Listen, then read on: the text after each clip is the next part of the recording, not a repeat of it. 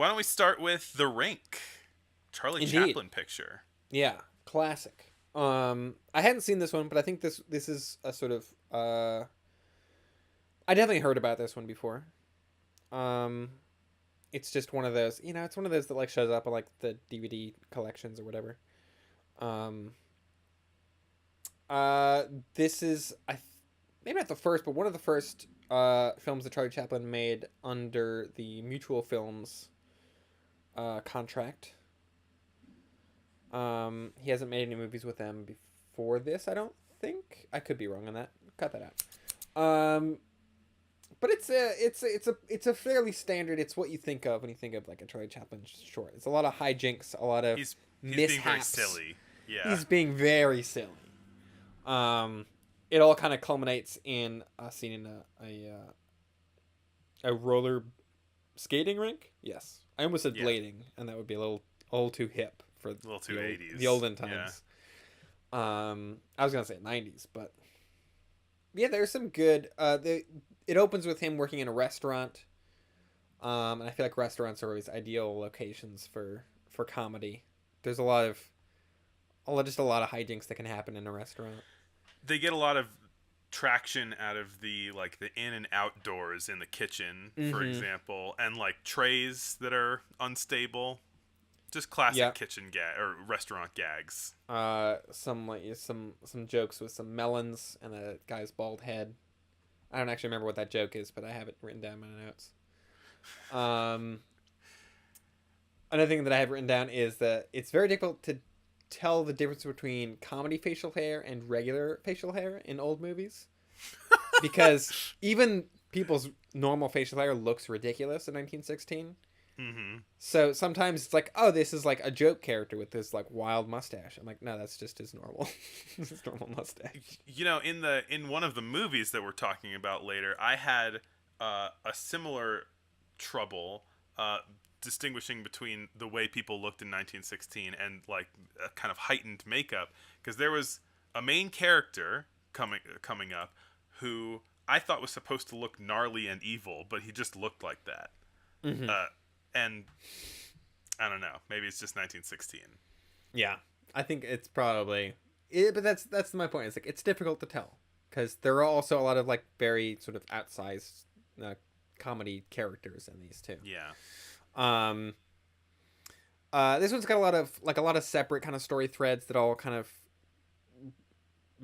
they all kind of collide together in the titular rink. Much like the people skating in the rink, they all collide. Back of the DVD cover. It's one of those things where it's everyone's got secrets, and then like there's a big scene where all the secrets come out and just like chaos happens. Another fun note that I took during this was the bowler hat is an underappreciated flirting tool, which I agree with. Like you can do a lot of tricks with the bowler hat. Yeah. That Charlie Chaplin is very well known for, and it's like that is something that is like a prop that has been kind of lost. Especially when you've got a wall to lean up against, and you can kind of like exactly make it yeah. But I thought about that while watching this movie. I don't know do you have any other thoughts on this one? I mean, it's really solid work.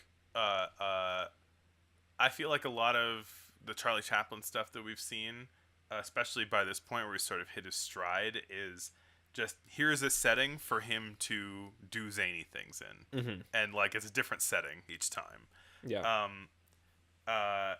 But like, I think the thing that we were both shocked by when he first started was just how confident and good of a performer and like physical comedian he was, just like right out of the gate. Yeah. And Definitely. He's just fantastic. Like he's a flawless physical performer. He's very funny and very magnetic. Not a flawless human being by any means, but yeah, as a performer, for sure. Yeah, there's a ton of great just like choreography and things like you were mentioning, like people coming in and out of like the kitchen in a restaurant and sort of like, and it is the sort of thing where I think I didn't even really necessarily even start to appreciate how good some of that stuff is until I'd seen some of the the the also rans of this era of sort of like the other sort of like slapstick comedies that were being made around the same time or a little bit earlier Mm-hmm. that are not nearly as good, that just Right. do not work on the same level, where it's like they're trying for the same thing, they're trying to have like all this like fun slapstick comedy happen, and it's just like ugh, it's not working. And then Chaplin shows up and is just a yeah, like pitch perfect clown in the sense of like what clown work is in its more technical sense, I guess. I don't know. A technical clown. Yes. Along with the choreography, I thought that the skating in this movie was really good. Like the way that he looks on skates, Mm-hmm. he moves with so much confidence and ease and flow. I don't know how long skating had been a thing at this point, uh, but he's definitely an expert. And also, there's a point where he's like writing out somebody's bill in the beginning, and I was really happy, or it tickled me that he wrote spaghetti with like a Y. Uh, that's it. Yeah. Um. Yeah, there's a great moment just at the very end where Chaplin is escaping on his skates, um, and it looks to be he's making this sort of like you know sort of more graceful getaway on the skates, and then he trips and falls right as it cuts. Yeah, Um, that's like the very last thing you see, which is great. Really going out on a good laugh there. yeah, yeah. Like at the very last second too. Split Yeah. second. It's not triumphant. It's like stupid the way Yeah. it ends.